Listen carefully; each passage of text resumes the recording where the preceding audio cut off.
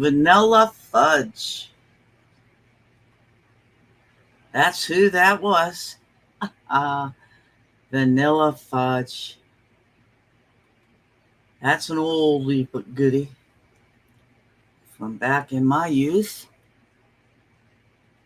And so now,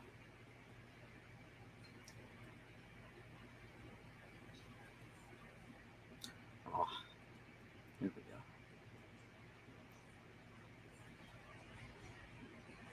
Now, how do I add this? Give me a second here. Welcome, everyone. Anyone? Is anybody out there? Alrighty, what am I doing here?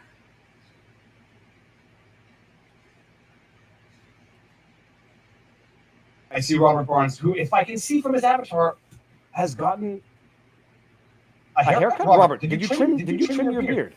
Yeah, earlier in the last week. Okay. See, I noticed it. Now, do we like it like this if I bring up chats like this? Or do we go like this? Now, I know we've been doing this. Let's do this. I like it better. Robert, how is everything going? What a flipping week. Before we get into the good goods for the evening, what do you have behind you?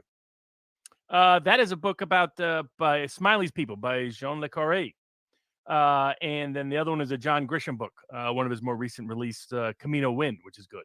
The might have some application to certain people that have hijacked aspects of a certain person in Kenosha, but that will be for future reference.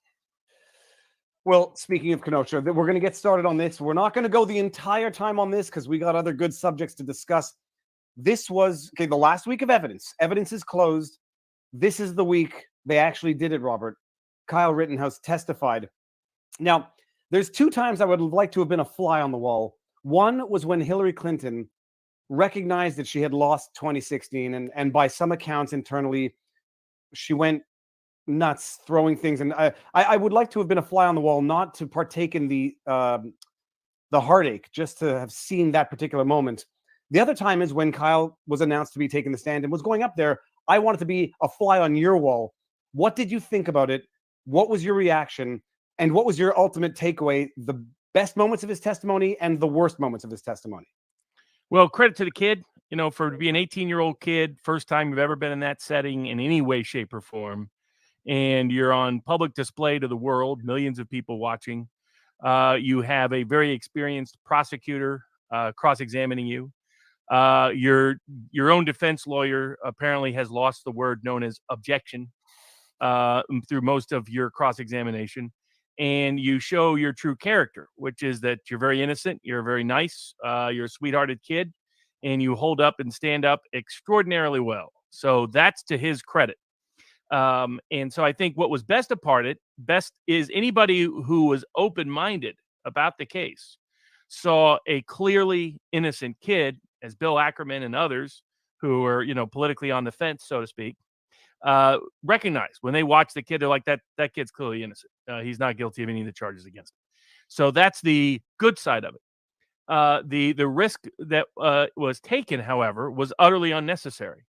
There wasn't any substantive evidence he could add that had not already been adduced through the state's own witnesses, through the video evidence. And so a lot of people most lawyers going in thought it was a bad idea and unnecessary to subject Kyle to that risk. And many people who watched the whole trial believe it did not net benefit him legally. It may have with a juror. We don't know who is on that jury. But so it may have benefited him with a jury just because of how extraordinarily well he handled it. Now, I saw David Hancock, who's the guy that's basically functionally kidnapped the family and has handpicked his defense for the past time period during the trial, go on, I think either Fox or Newsmax, and claim that this was Kyle's idea. I don't believe it was. I believe it was entirely the defense lawyer's idea and David Hancock's idea, who's looking at how he can make money off of controlling the kid in the future. But I think that was someone looking forward rather than looking at winning the trial. I thought, Richards could have done a better job on direct and a much, much better job objecting during cross, much of which was patently irrelevant and often misleading. The other people who looked at it, what's his name? Actual social justice warrior, something like that. A range of people that both in the legal and non-legal space thought it created undue exposure for him. And what is the case is legally the impact of him testifying is that now a bunch of lesser included offenses are being given to the jury, so that if the jury, and as the judge warned Kyle particularly, was that increases the risk of conviction on something. Because a jury that may not feel comfortable with homicide charges or intentional homicide or anything like that now can convict on lesser charges that still create substantial risk and exposure for Kyle. The other problem is I think there were aspects where they had not prepared him as well as needed to be the case. So I don't believe Kyle pointed his gun at anybody that night, and that was Kyle's testimony. But illicit hearsay came in through the defense's complete failure to object, and all of these not only chats and comments on videos, but hearsay on those videos. And so there was the person identified an African American man in yellow pants that they've chosen to call Yellow Pants Man because they don't know his actual name, was allowed to testify in this. Oh, by the way, you're on mute. Oh, no. I think you can hear me now. I can. Okay. No, they're trying to pull like a Trumpish type Yellow Pants Man, Jump Kick Man, which was Jump Kick Man was sort of stuck. Yellow Pants Man was pretty bad. I mean, they should have gone, if they had gone with Grambo, that would have been a nickname that stuck. But yeah, I didn't find the nicknames particularly proper for context. But alas, it's easy to play Monday morning quarterback. But yeah, sorry. So this was what people were saying, is that the statements were not making evidence of the truthfulness of those statements, but the jury was hearing them. They are now in evidence, even though the fact that the witness who uttered them in that video was not in court to explain away what they meant by them, which is, it may not be in hard evidence, but it's in evidence nonetheless. And it was fully admitted. So now it is, my guess is Binger will use it in his closing argument for the truth of the matter asserted. He will claim, here is evidence on video that the defense that shows that allegedly, they will claim, shows Kyle was pointing his gun at people throughout the night, which is utterly false. And if you actually look at what, aside from the fact that never should have come in, and the reason why it shouldn't have come in is, first of all, if it's going to be used for the truth of the matter asserted, and Binger is going to use it for that purpose in closing, it is hearsay. In addition, it violates what's called the Confrontation Clause of the United States Constitution. In a criminal case, you have a right to confront your accusers constitutionally. That right is protected. Often there's an state analog provision in the state constitution, but where it's not, it's considered applicable through the 14th Amendment under the Due Process Clause to state actions. So you have a right to confront anyone who says anything against you. And if they're unavailable for those purposes, their testimony cannot be used. Their statements cannot be admitted. In addition, you could argue it's a lay opinion, an impermissible lay opinion. A lot of impermissible opinion came in throughout the trial of people who did not qualify as experts for those purposes. What example? The cop, the one who the chat was the chat in Nick's streams. It's an honest chat, but the policewoman who's coming in testifying on ballistics, Binger asking Rittenhouse to testify on the difference between hollow point and Full Metal Jacket. I mean, half of these witnesses were testifying on opinion and not matters of fact, which is in theory exclusively reserved for experts. That's just my rant. Go for it. And that's where Runkle the Bailey made the point that this is often a problem in gun cases, so that they get law enforcement up there who are not qualified experts to opine on issues about guns, on issues about bullets, on a wide range of issues for which they are not qualified. And that particular officer, I think, is the one Nick Rekieta said half of his chat is probably already simping for and hoping she forms an OnlyFans account. It's terrible. But that's the nature of it. But because of a lot of that came in, it created undue issues, which ultimately showed up on Friday in the provocation instruction. So for Kyle, anybody who thinks they can testify as well as Kyle is likely deluding themselves. That is, I would not use that as an example as to why if you're ever a defendant or advising someone who's a defendant, that they should testify. Kyle is an extraordinary individual who held up extraordinarily well because his truth is deeply simple. He's someone, the reason why he got into trouble that night is how idealistic he is, how naive he is. Because he couldn't imagine anyone would try to hurt him. He couldn't imagine anyone would try to hurt others. And he thought people were just a little bit out of control. That's what he was trying to explain by, I carried my gun, but I thought no way in the world I'd ever have to use it. Well, and that's interesting because Binger was going after him with this. You had said it before Kyle said it. Binger's like, an aggressive crowd towards you. He says, no, it was hostile, it was aggressive, but not towards me. I was just going out to see who needed help. It was, everyone should appreciate. If anyone's hearing an echo, I might put my headphones on. Everyone should appreciate it was as amazing a testimony as you could possibly expect out of anyone. He had the breakdown at the beginning, which is to be expected because he's still getting into he's getting into it. But sorry, go ahead. I would say you identified it right away, and now I can talk about it because it's public, because it was disclosed on Friday. Kyle suffers from PTSD, post-traumatic stress disorder. That gives you an idea of what, I mean, I thought that information should have been public earlier because it recontextualizes and completely refutes the media narrative about this kid and the liberal narrative about this kid. You know, scuzzbags like Joe Scarborough and who continue to lie about him. And Ben and Jerry's are going to have to make a new ice cream called Libel because of their false statements about him this weekend. Kyle never took guns across state lines and all the rest. And we'll get into why the gun charge will be dismissed, I believe, on Monday. But the kid is someone who suffered such trauma and shock by what took place. Like, a lot of people were confused about his physical reactions that night. And some respected his ability to stay calm under pressure. And that's definitely the case. But it's also because he was in complete shock. He couldn't understand why would people attack me? Why would people try to hurt me? This is not this is not the world he understands or has seen or witnessed, and was just stunned by it and felt horrible. Even though the people that he defended the city of Kenosha against that night, and that's how I see it. If Rosenbaum gets that gun, if Zeminski gets to run wild, if Huber gets to run wild, if Grosskreutz gets to run wild, more people, there would have been an actual shooter, not the fake one that Binger wanted to make up, but an actual shooter that would have killed who knows how many innocent people.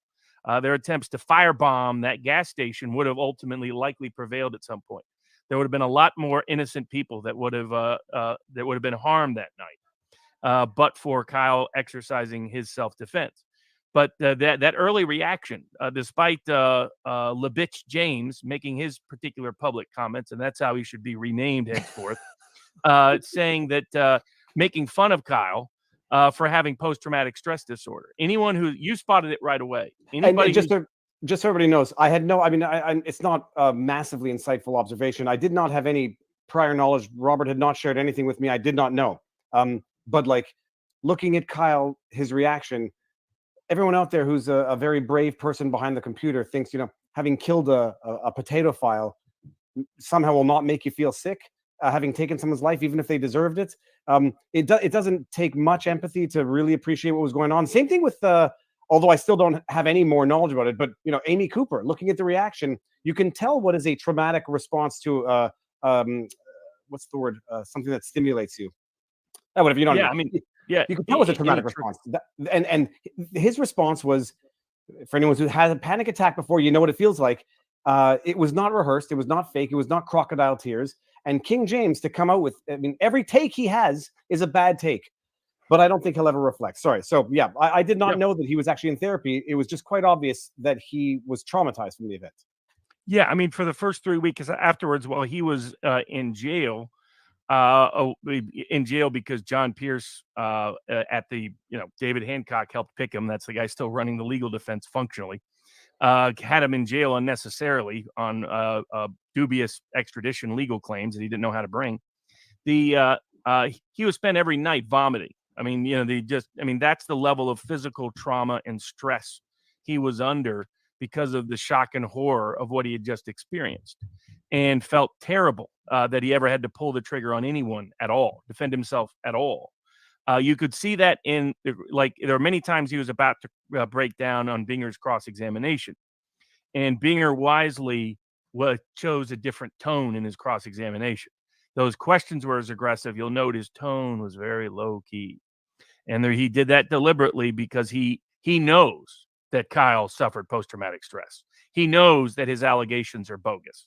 That's what you're dealing with when you deal with a truly corrupt prosecutor. He has earned his nickname Little Binger, deservedly so. And he deserves, professionally speaking, a similar outcome to what Littlefinger got. So some of us may help accommodate that in the future. Again, I'm just speaking professionally. I don't know what Littlefinger got. I don't want to ask because I'm happy not knowing, Robert. Yeah, no. So it was an obvious, genuine response. It was an obvious. He's obviously traumatized, and you can see the moment. Incidentally, like anyone looking at him, you can see the moment where his emotions and his thought gets back in that moment and emotion of the moment itself when he realized. First of all, the trauma is I'm about to get killed right now. These guys are going to beat me to death, and then shooting someone, you see and you hear and you smell things that never go away. And then every now and again, you'll be somewhere and something random will trigger the response, and you'll be right back in that moment where you have just pulled the trigger and you heard the thud of a body falling dead on the ground. And despite who it was, will never make you feel better for having done what you did. So yeah, and then when he's running down that street, even when people are smashing him over the head, giving him, I mean, he testified in ways that's consistent with a concussion. I would have liked medical testimony about that because I think it was clear he was severely concussed by that point, because that has relevance to his state of mind and understanding. But and what he was testifying to was clearly evidence of probably a severe concussion at that point. But he was so focused on, I'm just going to get to the police line. I just got to get to the police line. So it didn't matter. People were beating him, attacking him, screaming at him, screaming him. And this is something I hope they raise and close. They have failed to do so effectively throughout trial. Cranium the boy, cranium the boy, cranium the boy. That's what they're screaming at him. He hears those screams. He knows they're coming to bash his head in. And does he turn around and start firing? There's a lot of people who would have, quite normally, quite just naturally. People do it in military context all the time. That's why it was military veterans who are like, this kid's exercise of discipline is extraordinary. Emotional discipline is exceptional. He doesn't. It's only until they keep bashing him until he falls to the ground. And even there, he's not wanting to do anything.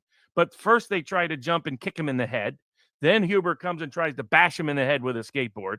And the media trying to pretend bashing someone on the head with a skateboard is not a serious weapon. Just Google skateboard, hit head, death.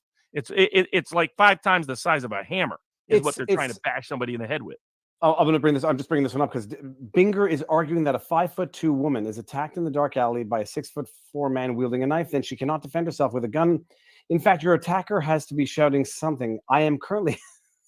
Binger knows what he's doing, but he's a vigorous prosecutor when he should be a prosecutor vigorously pursuing justice, not conviction. But if anybody wants to see, I posted a link to one skateboard smashing in the head video. There's a bunch on the internet. It's exquisitely violent. It's exquisitely impactful. It has an amazing amount of momentum. It's an idiotic thing to pretend that weapon, the way they were swinging it at him, was anything less than an attempt to disable him to do worse. It's disingenuous, and anybody saying it is not honest. If you read the legal definition of dangerous weapon in Wisconsin statutes, that skateboard is more dangerous than half the weapons listed in it. And so, and even then, he doesn't do anything until Huber grabs the gun. And then he has no choice. Just like, and every person he shot that night was armed legally. Rosenbaum grabbed the gun. When you grab a gun, folks, you're armed. Don't pretend you're unarmed when you grab a gun. Legally, you're considered armed.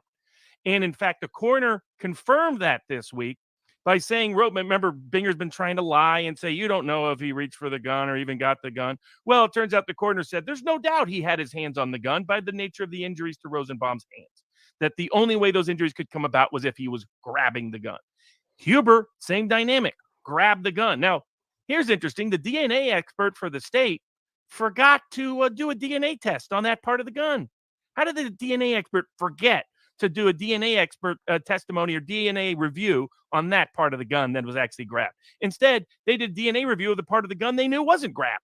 So it shows they knew that both of those defendants grabbed the guns, means both of them are armed. And of course, as Grosskreutz admitted last week, or this week on Monday, Huber didn't, after Huber died, and by the way, Grosskreutz admitted that he thought Huber was going to kill Rittenhouse, and that he claimed that's why he went in to help. But then his method of help was first to feign innocence, at which point Kyle was bringing the gun down, and Binger misused on cross-examination of Kyle. He took a still photo rather than play the video. You see the video, you see after Grosskreutz puts his hands up, Kyle is bringing his gun down. So what does little Binger do? Littlebinger takes the still photo of halfway through Kyle bringing his gun down to say, oh, you're still pointing your gun at him, even though he's putting his hands up. That's again where that's where Richard should have objected. Richard's partially objected using an illicit speaking objection that only this judge allows by saying, hey, he had a gun to remind Kyle he had a gun. But he should have objected earlier and said, that's a still photo, Judge. The actual photo shows him taking his gun down. But he missed it because, Richard sleeps through half of the cross-examination, apparently. Well, here's so from a tactical perspective, and I've seen it in my own practice, for anybody who is interested, I don't often talk about it, but I have like 13 plus years of active practice. But in civil law, maybe it's different in criminal, but sometimes when you object too much, you piss the judge off and you irritate the jury, I would imagine. And so I would think I would have been objecting left, right, and center, but I might have come off as the arrogant, cocky. I think that's greatly overrated. Two reasons. One, I've done a lot of these mock jurors and asked jurors that precise question. And unless you're making frivolous objections or you're highlighting testimony by objecting it that you don't want the jury to pay attention to, you should always object because jurors expect you to object. They think that's what lawyers do. So they're not offended by you objecting. All it does is it draws more attention sometimes to the testimony. So if the testimony is particularly harmful testimony, you're hoping they sleep through, then you don't object. Or if you don't have a quality evidentiary objection. But when you're in front of this judge, who, unlike for folks out there, speaking objections are basically unethical and not allowed. Unless you're in this judge's court. Explain what a speaking objection is. I think I understand, but explain for those who may not understand the term. So what the only objections allowed are you cite the rule. Sometimes they allow you to cite the issue, the legal issue. So I've been in courts that only allow you to cite the rule. So you say, objection, Your Honor, Rule 402. Objection, Your Honor, Rule 803, whatever it is. Other courts will say you can say objection, hearsay, objection, relevance, objection, unfair prejudice, objection, lay opinion, whatever it is, impermissible expert opinion. This judge allows you to just give your position, including giving your position when it's not even legal. Like a lot of Richard's objections don't even have a legal basis. You say, objection, Your Honor, here's the argument I would like to make now. That kind of thing, which Dinger also does. And he does because he clearly knows this court just lets things flow in. That's highly unusual, what's taken place in this trial. Those kind of, both the failure to object is highly unusual. Allowing in evidence that hurts your own client is highly unusual. The scope of evidence that's come in is highly unusual. Reading other people's hearsay is highly unusual. So and violate rules. This court just doesn't enforce those in many respects. One thing that peed me out from the very beginning was at first I didn't understand the titles, the labels given to the exhibits that Binger was introducing, because one of them had the word militia in it, but it became clear as the trial went along that these were the relabeling by the prosecution of the exhibits. Am I wrong? I would have objected right off the bat. In the same way Binger objected to it's so goddamn irritating. It's confession through projection that Binger objected to the way the expert qualified the timestamps, Dr. Black, of the video, where he said, raising the gun, a change in elevation, yada, yada. Binger objected by Dr. Black qualifying the timestamps in that video. And it's exactly what Binger did in his relabeling of the evidence that they submitted by giving it a highly descriptive title involving the word militia for one of the exhibits. Why didn't he object? But it was an obvious objection to the qualification, to the description of those exhibits, correct? Oh, yes, yes. I have never seen any trial where video evidence of third-party hearsay has come in like this case. I have never seen any trial where super chats were admitted into evidence. I've never seen any trial where YouTube commenters from the YouTube videos was introduced into evidence. I mean, it's extraordinary. And almost all of that evidence hurt the defense. And it was let in either because the defense put it in themselves or because the defense completely failed to object. Frankly, there are issues that should have been raised pre-trial. But it appears they actually stipulated to a wide range of this stuff coming in. And so that was just, in my view, ineffective assistance of counsel. Because you may, like I would say, an inexperienced counsel or a counsel who's not seeing 3 steps ahead says, okay, well, these are the exhibits. I'm not really paying attention to the header that they submit on the list of exhibits, which describes exhibit P7 as video militia from whatever. So maybe they see it, they don't think it's going to have any impact. They agree, they stipulate that they agree to the exhibits, and then don't fully appreciate the impact it has when every time Binger pauses that stupid video, a title comes up that has the word militia for the jury to read. And for anybody who doesn't know what Robert is talking about out there as far as the super chats in these videos, someone was live streaming it. I think it was someone from I don't want to malign anybody. I think it was the Daily Caller, but I might be wrong. Doesn't matter. Someone was live streaming this on Facebook, the events. And as they live stream it on whatever platform they were live streaming, they had something the equivalent of super chats. And earlier on in the evening, there was a confrontation in front of one of the car shop stores, and someone said, F around and find out. And then later on, when they're live streaming one of the shootings, someone in the chat, super chats, like a paid comment to be highlighted, says they found out. And other people were chatting with highlighted comments that you pay for. Take out the leftist trash. This is commie stuff. A bunch of stuff which gives a very bad impression, as though this is a militia, an organized entity encouraging this type of behavior.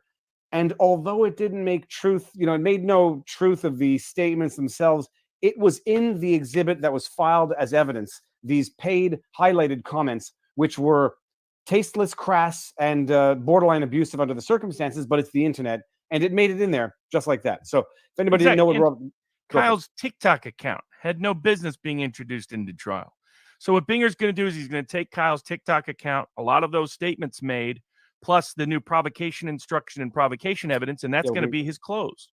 Okay, it might be a good segue to that, because that's just want to make sure I didn't forget anything in terms of okay, no, we'll get to the gun charge, why you think it's going to be dropped, and the provocation. This was I missed 2 hours of the week, and it was the 2 hours in which somehow provocation instructions came up and are given to the jury. Explain what it means. What happened that Friday afternoon or Friday morning, where now apparently the prosecution is going to raise provocation as an argument, which would, in theory, potentially deprive Rittenhouse of his self-defense privilege, because if he provoked the altercation, he doesn't get to raise self-defense as a defense. How did it happen? What happened? And explain it to people like myself. Sure. So we've been talking about provocation and how it doesn't apply to this case ever since it began. So Richard should have been fully prepared for it. And it's what I've been saying Binger's entire theory is, and it's based on a particular kind of jury or juror being on that jury pool. I'm going to give an example of the 18 jurors. 6 of them will be randomly removed on Monday after the end of closing arguments before they begin to deliberate. But 5 of the 18 voluntarily wear masks every day. That's not necessarily the kind of jury you would want if you're on the defense. How do you know that, Robert? 5 of the I did not know that. That's actually Nick Rekieta has a source in Kenosha that told him about it. In addition, I've been talking to the journalists that are covering the case and what the vibe is, what the mindset is. By the way, everybody in that room had no doubts that that was a sincere post-traumatic stress reaction by Kyle. Anyone who thinks otherwise is lying or is misunderstood deliberately. Yeah, or projecting their own emotions and how they or whatever. So, if I see 5 of the 18, I will. If I see 5 wearing masks, I'm going to, rightly or wrongly, but I think it's probably going to be more rightly in general, make certain political deductions as to ideology, leanings, tendencies, perceptions on guns, for example. So, call me whatever. I will take for granted that someone who is very much a Second Amendment, into gun rights, into self-defense, might not be sufficiently afraid of the coof in general to wear a face mask, for right or for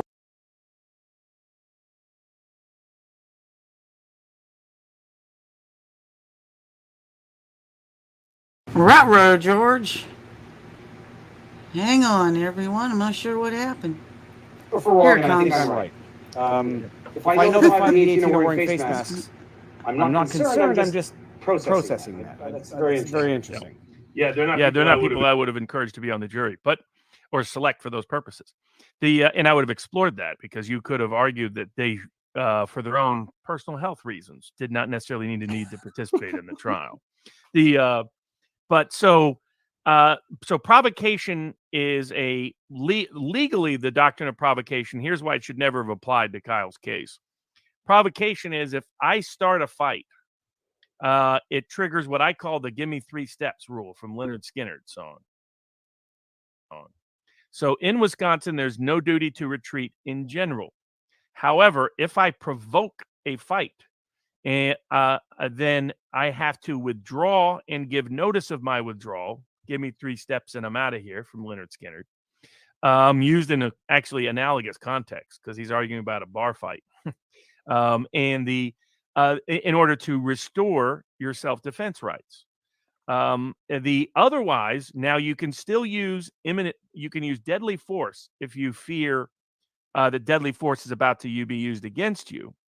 But what happens is you now have a duty to retreat. So you either have to give full notice, withdraw and give full notice of your withdrawal, or you have to use all available alternatives other than lethal force in your response, including any opportunity to escape. And now that's why if provocation is given, it says it shifts the focus. The first problem is it shifts the focus from what you were thinking at the time you used lethal force to what happened before then and what did you do before then. And it focuses rather than what did the attacker do, what did you do?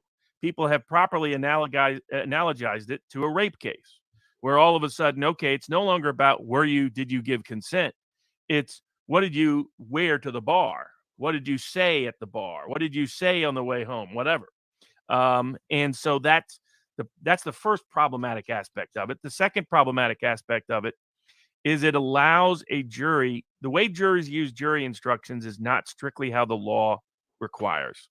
They reimpose their moral narrative onto the legal instruction, and they use it as an anchor in the jury room to argue why their moral narrative, their political narrative, is the correct one for an outcome in the case. Without the provocation instruction, Binger was a dead man walking because of what had happened in the case. So how do they get the provocation instruction in? Now, in fairness to Richards, I'll say he probably feels so strong with his case that even if they try to argue provocation, he's like, well, obviously there was no provocation because friendly. And even if there is provocation, 3 steps, he was running back, stay away from me. They continued charging. But how did provocation get in the first place? When did Binger, through any of his witnesses, or even Kyle for that matter, bring in any of the elements that would have brought in provocation as a defense to the defense? 3 ways, all through the defense. The defense is either their own exhibits, primarily, or their failure to object to his exhibits that allowed all kinds of prejudicial hearsay to just flow into the case. Second, through the fact that Kyle took the stand. And then a third, through a bad misuse of modern technology for forensic evidence that the defense did object to, but did not prepare for and did not fully explain to the judge about. And again, at the closing arguments, did not pursue at the jury instruction conference, failed to continue to effectively argue with for the court about. So the first one is the defense's own exhibits introduced a video where somebody was commenting on the video saying that Kyle was pointing a gun at either Rosenbaum or Kaminsky right prior to him being chased by Rosenbaum. That was in the defense's own exhibit because they clearly never even read or reviewed what was on there. Or just paid so little. Just absurd. That's the main evidence they're actually going to use. The second is the yellow pants man saying Kyle had pointed a gun at people earlier in the night. And if you actually look at, first of all, that statement never should have been allowed in, but defense completely failed to object. If you look at what yellow pants man appears to be saying, he's using a gesture as if Kyle wasn't pointing the gun at anyone. He was just pointing it down like he would normally was. But they didn't prepare Kyle on cross-examination, so Kyle just assumed that Binger's representations about what Yellow Point Man said was that Yellow Point Man was claiming Yellow Pants Man was pointing the gun at him. And Kyle admitted that he may have said yes to that, but only sarcastically. I don't think that was again, only could come about because Kyle took the stand and because he was poorly prepared by his counsel as to that question. The third is the evidence. Now you could partially. There's been all this evidence come in about people flashing lights that had nothing to do with Kyle at all. Never should have come in. That's going to be part of this. And that's where Binger, being a seasoned prosecutor that he is, it started off, and everyone who watched it in real time noticed it started off as pointing a laser, and then there was at one point conflating pointing a laser with laser sights, and then it just became pointing the laser just became pointing a gun, and he got Rittenhouse to sort of acknowledge that you admitted to pointing a gun when that's not even what Yellow Pants Man said in the first place. Yellow Pants Man said a green laser, and so it was a very subtle if you're not paying attention, and in your face and irritating if you are screaming at your computer. Binger went from admitting to pointing the laser to conflating laser with guns to then getting Kyle to admit that when he said, yeah, I pointed the green laser, he meant a gun, and then they're going to run with it. And I mean, what Kyle was saying was, I may have said that sarcastically, but no, I never pointed a gun at anyone. But now that that's in, they get to argue that to the jury. And so and then the last piece of evidence was a complete misappropriation of modern technology. So the enhancement. Say again. The enhanced image.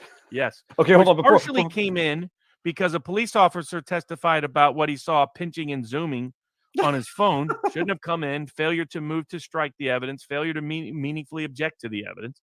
But then what came in after that was they introduced this blur. They use AI, takes an image, and they guess. The computer guesses at what the image would look like if you could have hyper focused in. It does not function as hyper focusing in. It is creating a new image. That is not admissible for evidentiary purposes.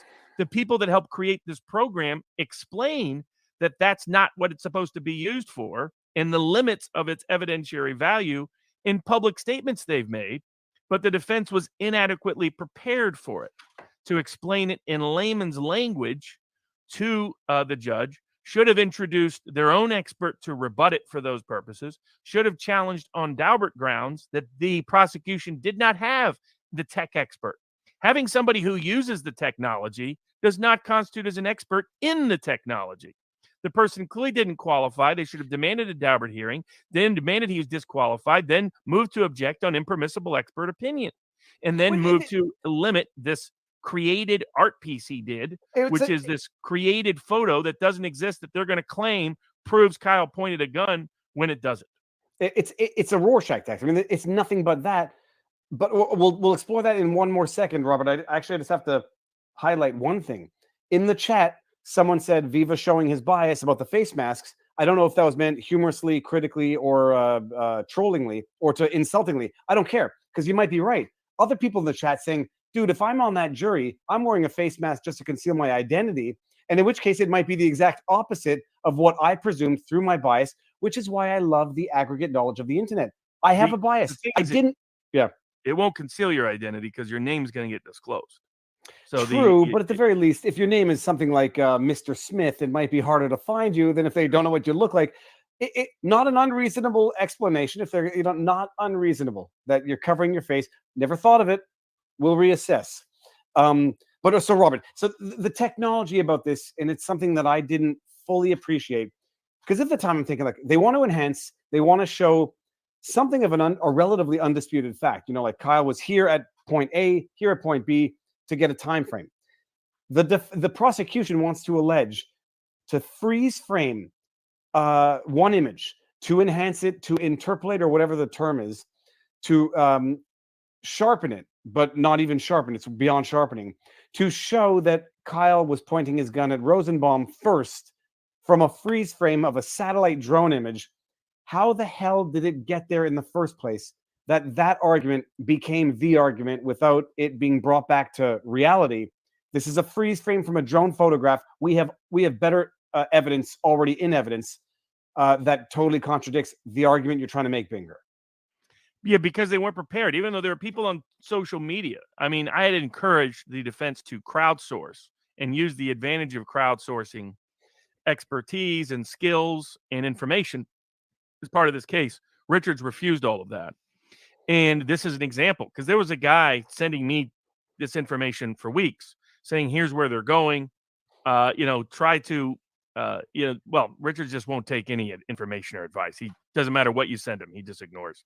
So and so people have been sending me stuff saying, can you get this to the defense? He won't take it. He won't listen. He won't hear. So it's a waste of time, frankly. But that this is where Binger was going. It was clear Binger was going, and the tech guy showed how this would be misused and how it didn't fit. And Jack Posobiec has, in fact, one of these people that was sending me this, Jack Posobiec has retweeted out, and you can see how the video is being misinterpreted deliberately. But we shouldn't have blurs in evidence. And so this is probably one of the first times to test this in a high-profile case, this misapplication of computer technology to create new images that are not the original image. And that's a deeply problematic. If anybody who looks at all the videos angles, he never pointed a gun at anyone. In order to believe the image, you'd have to believe that he switched hands from being right-handed to being left-handed and then suddenly switched it back. None of that makes any sense. He actually didn't do what was done. Other videos show he didn't do what that part of it.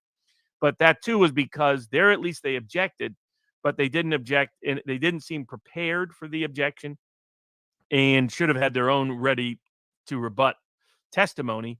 But again, that by itself wasn't the basis of the provocation. It was evidence. It was all the other evidence they'd already let in.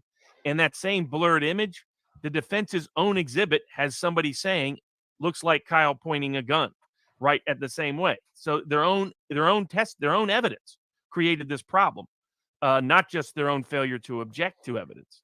And so that's why the judge said he's inclined to give that provocation instruction. And the bigger problem is the way in which the jury will misinterpret provocation. If there's bad jurors on there, they will deliberately misinterpret provocation to mean everything that happened.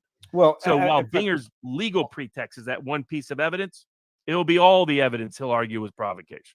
And if I can even maybe put it more simply, for anyone who's inclined to believe the provocation argument, just by virtue of showing up with a gun could qualify for them as provocation to he'll use explain the away. fact that he showed up at a place that was had a curfew, Hostile. that he showed up with. Now we'll get to why he's not. I mean, one problem for him is the curfew charge is gone. The gun charge will likely be gone because he wanted, I think, to use both of those pieces of evidence as unlawful. The provocation instruction uses the words unlawful conduct. He's telling the judge he wants the instruction based solely on the pointing of the gun because that's the only thing that really could even possibly meet the definition of provocation. But to the jury, he's going to be maybe subtly, maybe not so subtly, arguing everything that took place. Kyle even being there, Kyle being associated with people that are now labeled militia because of his own video evidence that the defense didn't object to. The fact that people were flashing lights at people, the fact that guns were being pointed at people, the fact he was even defending property with a gun in the first place, the fact that he ever left that property, all of that he is going to say was provocation. The fact he drove there without or didn't have a driver's license, all of that stuff, he's just going to add it up to say this is reckless conduct. And it's meant for the juror who says what a bunch of people in Wisconsin, particularly liberal Democrats, who wouldn't acquit Kyle no matter what. When we poll tested it and when I talked to the law professor who had done a bunch of testing of this case, they kept coming back with 17-year-old with a gun, middle of a riot, shouldn't be there. And on those grounds, we're convicting no matter what. The provocation instruction gives them the legal hook they need to argue for their political narrative in the jury room and creates risk where otherwise it didn't exist, where otherwise they didn't have much of a hook. I mean, the only hook Binger was going to be able to use was argue reasonableness, but that would have been within the self-defense construct. And now he gets to totally focus instead on provocation. And so it created massive exposure, and the instructions only there because they had not fully briefed the court in advance about the risk of jury bias, how pretrial publicity had prejudiced the local jury pool. They did not prepare the court for how provocation can be misused. The one case they cited wasn't an analogous helpful case because it was a case where provocation was given. This has been litigated in courts all across the country. They should have been prepared and ready and preparing the court in advance for why this is a dangerous instruction that could be misused by a rogue runaway jury to find guilt where guilt simply does not exist. And now that you have all these lesser includeds added onto that, basically those two actions, the defense's incompetence and ineffective assistance of counsel, as well as the sleazy, slimy prosecutor sneaking this illicit evidence in, that combination has created undue risk and exposure for Kyle that now all depends on what jury do they end up with as the 12 people in the box. Now, it's easy to, play Monday morning quarterback, to say what should have been done that wasn't done. But practically speaking, not because of how it played out, but in real time, what would you have done or what could have been done not to allow the provocation instructions to be allowed to the jury? Sure. So the big problem Binger had was his whole narrative of militia people coming to cause problems and chaos tourists and Kyle being some bad actors. It just wasn't true. There wasn't any evidence for it. He wasn't going to get anybody to testify to that. So what he needed was a lot of illicit video testimony to come in, and he got it in because the defense didn't object. So if you simply would have objected to that evidence, all of which was impermissible hearsay, it was a violation of the Confrontation Clause. Much of it was unfairly prejudicial more than it was probative. Much of it was unduly confusing more than it was probative. Much of it was either impermissible expert opinion or impermissible lay opinion. So there were multiple grounds by which to object, by which each independently was grounds and in aggregate clear grounds to exclude it. The judge excluded a lot of things when Binger asked for it or when the defense asked for it. So it would have almost been guaranteed to be objected. And it should have been grounds of motions in limine even before trial if you knew Binger was even trying to introduce this.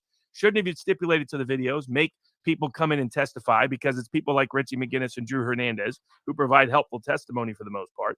Or it's bad defense witnesses like one of their first witnesses who looked like he was high on the stand. It's people that you don't want to be associated with as a prosecutor. So for the dudes like me, some people will say, okay, well, the video, you'll just get the witness who shot the video to come in and admit it anyhow, so why go through the hassle? The more nuanced argument is going to be, get the guy who's talking about militia while he's filming his own social media stuff instead of the investigator who pulled it from social media. And maybe they'll admit the video, but at the very least, you'll be able to cross-examine the individual who shot it, who was commenting on it, to say, what led you to believe that they were militia? What does militia mean to you? Comments wouldn't have come in because they're out of court statements. And if he's there, then you get to expose him for what he is to the degree he's not permitted to comment on it. All he's able to say is, this is in fact what I videotaped. This is what I saw. All his commentary has to be excluded from the video. It violates all the evidentiary rules, and it doesn't become magically permissible because he's taking the stand. And the weakness for the state, there's a reason why Binger didn't want to call any of those people. Because Binger knew most of the people who had the best video were adverse to his position of this prosecution, including both Richie McGinnis and Drew Hernandez. He knew that the others that were favorable associated him with lefty nut jobs that he doesn't want the state to be associated with. That was why it was lose-lose bargain, and he just suckered Richards into letting it all in without objection. And you could introduce the video without introducing super chats. You had to scrub all of that. You couldn't retitle it however you wanted. What should have happened is the video should have been taken out. Anything that was unfairly prejudicial, unduly confusing, lay opinion, hearsay, violation of Confrontation Clause is stripped from the video. That's simple. You don't have to play the audio of a video. So explain what you mean by unfairly prejudicial, because it has a legal connotation that some people might not appreciate.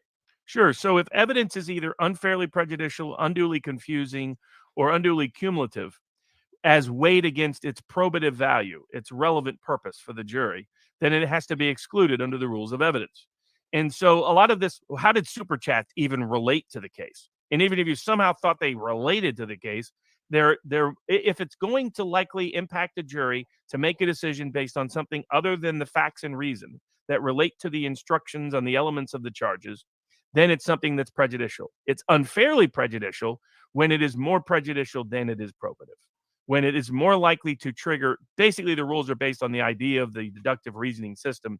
And we want a jury to make determinations based on the facts, based on the evidence, based on the permissible relevant facts, and those facts that actually matter, not facts that are likely going to trigger an irrational emotional response. that will blind them to the case. That's why the criminal histories of the attackers was not brought into the case. The fear was that if they knew Rosenbaum was a pedophile, if they knew Huber was someone who attacked people and had a history of domestic assault, his own family and brother. Not that it matters, but it might matter in terms of explaining frame of mind. You want to talk about explaining? And there again, by the way, they could have got that evidence in if they simply would have let the Chris Farley lookalike in the courtroom for the prosecution simply go on and let the aunt testify about how he was a hero when he was a kid and ran into situations with fires. That opened the door, as the judge admitted, to getting into his criminal exposure and asking the aunt about it. But the defense made the mistake of letting the prosecution and the court know that in advance, allowing them to withdraw that evidence, so they never got in the more inflammatory evidence. It's like one of the things of objecting when you shouldn't and not objecting when you should. Yes. Which was repeated throughout the entire trial. It was other than Corey from Madison, who asked some very good cross-examination questions, the rest of the defense has been incompetent and has created undue risk and exposure. The prosecutor has engaged in routine and repeated misconduct and malfeasance. And the difficulties he's had has not been the result of incompetence, but the facts are against him, and that he's hopelessly unethical, and the court knows he is. Well, so here's one question before we get to dropping of the gun charges. There's a petition to disbar Binger. What are the chances he gets sanctioned for anything that happened in this trial? 1 to 10. I don't know if the defense followed through on their motion for mistrial with prejudice. They didn't appear to bring a directed verdict motion at the close of the defense case. Inexcusable that happened? Completely. You only do that when you're overconfident in a particular jury result. And that happens frequently. Smart defense lawyers know it's very hard to ever predict a jury. And I can't believe they know enough about this jury that they picked in about a day. But Robert, I mean, partially less than a day. Even if they knew 100% the jury would acquit, or 99.9, why would you ever not bring a motion for dismissal with prejudice or directed verdict as a matter of procedure, let alone given the facts of this particular case? Why would you never do it? Well, it's not crystal clear. The government may be able to appeal a mistrial with prejudice order. Okay. I don't know if they would in this case, but because I think for Binger, it would provide some political opportunity. But I think that, people like David Hancock, who's kind of controlling the defense, wants an acquittal because of their future, money-making opportunities off of Kyle. But am I wrong? The prosecution, the government could still appeal an acquittal by jury, right? No. If there's a 12-0 acquittal, there is no appeal possible? That's correct. And certain directed verdicts are not appealable. And I think a mistrial with prejudice order after the jury has been selected is not appealable.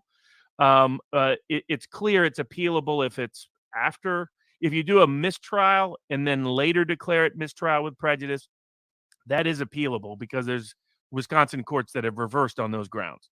But I believe a mistrial with prejudice after you have jeopardy of the jury, I think arguably shouldn't be appealable. Okay. But that's a separate question. Okay, but so nobody would take that gamble. I mean, the realistically. And while they talked about it verbally, it's not clear they ever actually filed the motion. And it's not clear they filed a motion for directed verdict after the close of the defense or the close of the rebuttal evidence, both of which they should have done to preserve their options.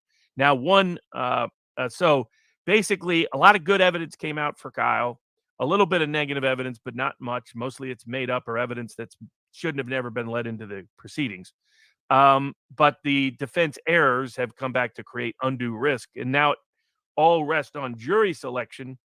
And it came out publicly this week. Joellen Demetrius is the person helping on that.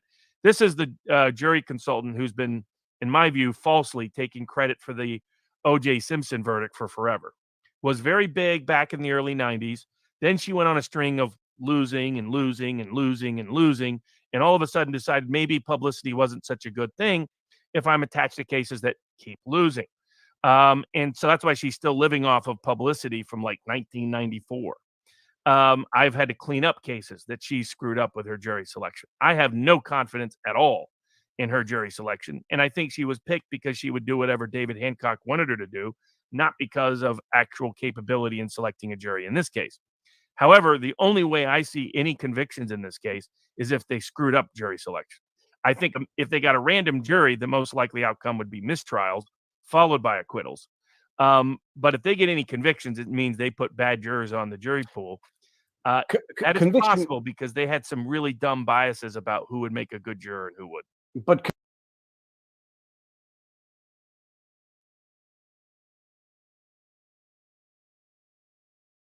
Okay, I'm making a pause here for a second.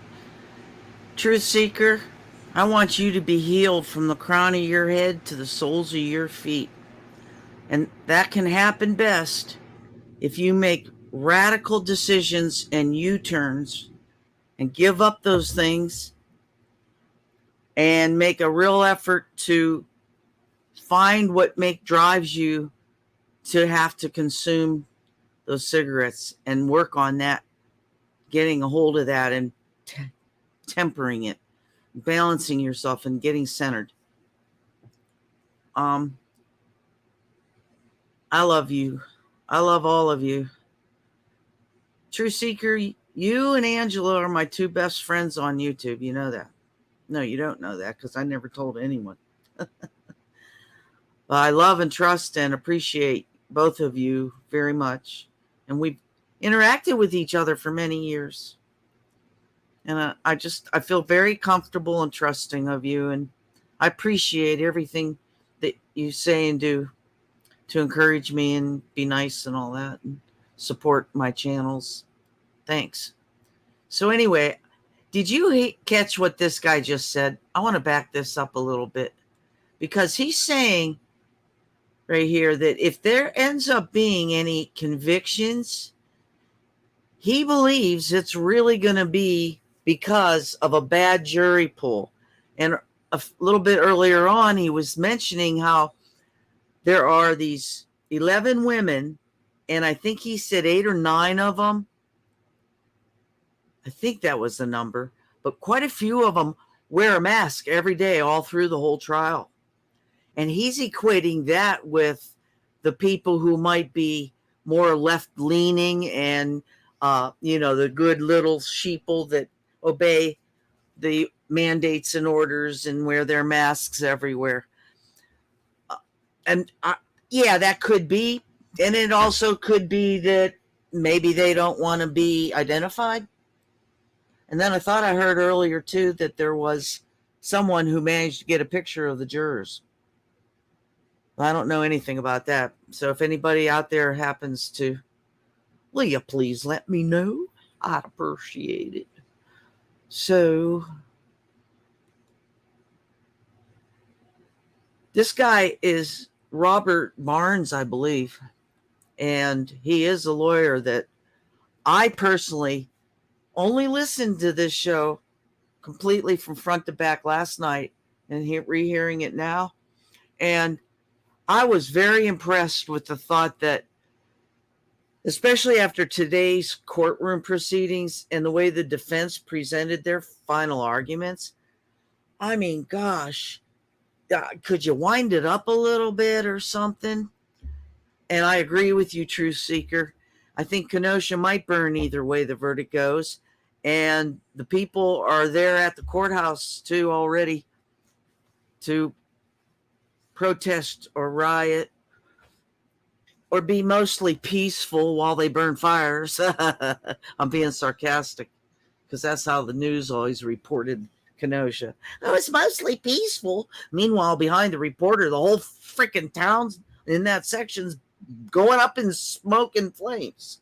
Oh, but it's mostly peaceful. All right, back to this. This is going to be done pretty soon. The rest of this whole video will be in my channel lineup on this channel. And I'm only going to play this part referring to the Kyle Rittenhouse trial because it's the one that I'm focused on and that's ready to come out with deliberations starting tomorrow and all. So I don't have the stamina to stay here all night and go through this whole thing anyhow. Truth Seeker's already seen it. I sent it to her. Oh, are you? Oh, yeah, Truth Seeker. I'm sorry. I thought I was reading Angela. Yeah, they're going to riot too. Yeah, this has become the MO for the left. I mean, in many cases, it's like, people are paid to go do that. So I'll finish this up. I agree. Before I go back to this, I did put a link in there if you want to come up on here and talk instead of doing all the typing. Anybody that wants to come on the panel, take a break and we'll talk stuff over a little bit. That's fine with me. I'm into it. Angela says, Arbery, all of those people involved, including the DAs, need to go away and put behind bars, in my opinion. I agree with your opinion. I really agree with your opinion. In this Kyle trial, hey, that rhymes. The state violated the Fifth Amendment constitutional right to remain silent. Okay, Truth Seeker, I understand. That's okay. I'm not going to be staying on long either. But anyway, it was remarkable to me how they just had the outright gall and audacity to push that boundary, which is so basic in law. You do not ever mention a criminal's silence. You just don't do it. And it's a violation of the law. So the only good thing is, which this Robert fella had said this, is it'll be handy if they end up having to go to appellate courts and appeal any convictions if there are some. Now, I'm praying and hoping there won't be. With prejudice, that is appealable because there's Wisconsin courts that have reversed on those grounds. But I believe a mistrial with prejudice after you have jeopardy of the jury, I think arguably shouldn't be appealable. Okay. But that's a separate question. Okay, but so nobody would take that gamble. I mean, the realistically, and while they talked about it verbally, it's not clear they ever actually filed the motion. And it's not clear they filed a motion for directed verdict after the close of the defense or the close of the rebuttal evidence, both of which they should have done to preserve their options. Now, so basically, a lot of good evidence came out for Kyle, a little bit of negative evidence, but not much. Mostly it's made up or evidence that shouldn't have never been led into the proceedings. But the defense errors have come back to create undue risk. And now it all rests on jury selection. And it came out publicly this week. Joellen Demetrius is the person helping on that. This is the jury consultant who's been, in my view, falsely taking credit for the O.J. Simpson verdict for forever. Was very big back in the early 90s. Then she went on a string of losing and losing and losing and losing, and all of a sudden decided maybe publicity wasn't such a good thing if I'm attached to cases that keep losing. And so that's why she's still living off of publicity from like 1994. I've had to clean up cases that she screwed up with her jury selection. I have no confidence at all in her jury selection. And I think she was picked because she would do whatever David Hancock wanted her to do, not because of actual capability in selecting a jury in this case. However, the only way I see any convictions in this case is if they screwed up jury selection. I think if they got a random jury, the most likely outcome would be mistrials, followed by acquittals. But if they get any convictions, it means they put bad jurors on the jury pool. That is possible because they had some really dumb biases about who would make a good juror and who would. But conviction has to be unanimous. So there would have to be all 12 agree on conviction. That's why I can't see it. I mean, the evidence is so overwhelming. The kid is obviously so innocent. That to me, I cannot see any rational jury, reasonable jury, unprejudiced jury convicting. It was why people criticize me for saying it. But I said if we picked the jury, I guarantee acquittals. And the reason was because the only people who would convict, I knew what the evidence was going to be. The only people who would convict, once they know what the evidence is, are people who were prejudiced against them before they sat down. And it wasn't that hard to screen those jurors out when you have a week to prepare in advance. You have all their names. You have the best data experts in the world available to vet them, find out everything possible. Then you should have a day plus. And if you apprise the judge of the risk, the judge is likely to give you even more questioning in court. And if you have the leading body language and jury consultant people in the world there, and Joe Ellen could be part of the team, that was not an issue. Then I had great confidence that we would have no jurors on there who are prejudiced against him. There might be jurors who think he's guilty, but they're not hardcore prejudiced against him. Those jurors were very reachable with evidence. And the evidence here, again, is overwhelming. You couldn't have a cleaner cut. I mean, even David Pakman, while struggling and suffering while saying it, admitted that it's clear Kyle has full self-defense against all the homicide charges. And in this context, self-defense applies to reckless endangerment as well. It is, nobody can watch the evidence and think anything but. You could think maybe he should not have shown up with the firearm. You could think maybe he was dumb for having done it. And like I tweeted last night, because someone raised the point, and I can't not be swayed by it, where I said he just shouldn't have been there. And how much, for right or for wrong, how much better would his life be right now? How much happier would he be had he just stayed home that night? And someone says, like, that will be true of everyone who is victimized. Like, if you had just not gone to the bar, if you just not gone to the hockey game, if you just not gone to do whatever, how much happier would you be? And that is tantamount to victim blaming in this. It's not because he had an AR-15, the big bad boogeyman of a gun. It's bigger than the Glock, so it must be more dangerous. It's not because he showed up with that he did not get systematically victimized at every step of that process by people who specifically, overtly, and unequivocally wanted to do him harm. And so, like, I retract that my original assessment. Like, yeah, fine, that is victim blaming. And in my view, if Kyle Rittenhouse isn't there that night, and Kyle Rittenhouse doesn't defend himself that night, a lot more innocent people get hurt. That's the reality of it. And I have zero doubts about that. I don't know how many, I don't know who, but I know there's other people grieving losses that are not grieving those losses because Kyle was there. And I was glad he made the point. It was a point I had made repeatedly. And I wish the defense would have made it more broadly. But what he said to Binger, when he said I feared that if I didn't pull the trigger, that Rosenbaum would not only take the gun and kill me, he would kill other people. And does anyone have any doubts? And listen to what Rosenbaum was saying that night. I have no doubts Rosenbaum would have been a real active shooter, and Lord knows how many people would have been dead that night. But for Kyle not only defended himself, he defended Kenosha, he defended a lot of innocent lives that don't even know their lives were protected by what he did. So there's going to two other issues, the mistrial with prejudice. The prosecutor deliberately, knowingly, flagrantly violated the Fifth Amendment rights of Kyle Rittenhouse in the case. And this loser who is an evidence law professor at the University of South Carolina Law School, who should be fired for being too dumb to teach evidence, misconstrued, misinterpreted, and a bunch of other people did the rules on the Fifth Amendment concerning this. So here's the rules for anybody out there. As a prosecutor, you are not allowed to ever comment on a defendant asserting the Fifth Amendment at any time. It doesn't matter if he takes the stand. You're not allowed to comment on him previously taking the Fifth Amendment, because any action that comments in any way adversely on a defendant taking the Fifth Amendment rights is a violation of the Fifth Amendment. And as the judge noted, that's been established law by the United States Supreme Court for more than half a century. So let me ask you the question that I had. Asserting the Fifth, do you have to physically assert it, or is any silence deemed to be asserting the Fifth?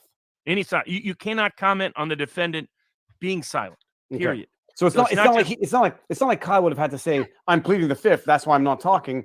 The fact that he does not talk is the Fifth, and it cannot be used against him in the way that Binger was doing when he says, "This is the first time you've spoken about this event. This is the first time you are now relaying your details of this. You had 10 months to do it. This is your first time." And that was when the big bang happened of the last week. So it's not that you have to proactively, actively assert that you are invoking the Fifth. Your silence on a criminal accusation can never be used against you. And the judge knew it, and Binger got binged for it. But how much? You can't comment on the defendant taking the Fifth. You can't comment on the defendant being silent. You do not waive it by the fact that you interviewed with anybody. That does not waive it either. So the only thing that waives your Fifth Amendment is when you get up on the stand, and it only waives it from that point forward as to the subject matter of your testimony. It does not waive it as to anything else outside the subject matter of your testimony. And it definitely doesn't waive things your prior assertion of it. So that was patently inappropriate, patently illicit. What is allowed is if a defendant testifies, a prosecutor in closing argument can highlight that the defendant testified after all the other witnesses testified, so he was in a unique position to benefit from hearing all of the other evidence at the time he testified. That's the Supreme Court case this idiot evidence law professor was citing. That has no application to this context. That moron should be canned. I mean, these are the kind of idiots teaching lawyers in law school these days. Not that I like to name people, Robert. Who was because they responded to my tweet, but I know what fights I can get into. He calls himself evidence prof, or he has something evidence. So, he's like, I told him, the idea there is you're too stupid to teach. Oh, sorry. It's a perfect overlap. The idea there is that if the defendant waits to the end of trial, here's all the evidence, here's all the witnesses' testimony, and then gets on the stand, you can hold against him, or at the very least raise an argument that the defendant waited until he heard all the evidence before coming to tailor his evidence or his testimony. Right. You can't say that he waited, because that's evidence of silence. Okay. What you can say is you've had the benefit of hearing everyone else before you testify. And this word they used was tailor the testimony? You could question him about it. All the Supreme Court said is you can comment on that inference of credibility in front of him, because as long as you're not commenting at all on his prior assertion of silence and his prior assertion of the fifth, which is what happened in that case, then it's okay to say he had the benefit of hearing everyone else before he went. And now I understand. Now I even understand the nuance that was going on in that case, where the benefit of hearing it means he could tailor his testimony to that which he already heard. In Rittenhouse's case, he wasn't even the last witness in any event. There were other witnesses that went after him, so he did not tailor his testimony to having heard all of the witnesses regardless. So even that particular case, which does not undermine violating the fifth, did not even prove the point that this guy thought it proved. All right, maybe I'll go find that tweet and respond. But it's not my expertise. I can't pretend. So it's a patent Fifth Amendment violation, and the difference of a mistrial with prejudice versus a mistrial without is a mistrial without prejudice allows the prosecutor to bring the charges and retry Kyle. A mistrial with prejudice, and this is the law in Wisconsin, if a prosecutor creates a mistrial by engaging in bad faith conduct, then the appropriate remedy is a mistrial with prejudice, which bars the prosecutor from ever retrying the case. That was the appropriate remedy here. And because Binger then added to that, little Binger, by going into specific subject matters that the court had said he could not do in his cross-examination of him. So after violating Kyle's Fifth Amendment rights, which was the egregious violation, he then added to it with that follow-up violation. And this comes from a prosecutor. One disagreement I had with Mark Richards was I wanted to expose little Binger from day one, both in the court of public opinion and in the court of law. Richards, who's hot-tempered, as people have probably figured out, has a quick fuse, went berserk on me. And so I stepped back from doing that. But the reason why I thought that was relevant is I saw this coming. This is who little Binger is. He has to engage in corruption in order to have any chance at securing a conviction and to at least look decent within his liberal media constituency, his future CNN consultancy. So if you looked at what happened just in this case, Binger used the court pleadings to lie and libel Kyle repeatedly, misused bail proceedings to lie and libel Kyle, misused evidentiary pretrial proceedings to lie and libel Kyle, that created massive pretrial prejudicial publicity that to this day harmed Kyle and harms Kyle. Joe Scarborough and Ben and Jerry are saying what they're saying, in part, easily to prove libels, that be based on what Binger did.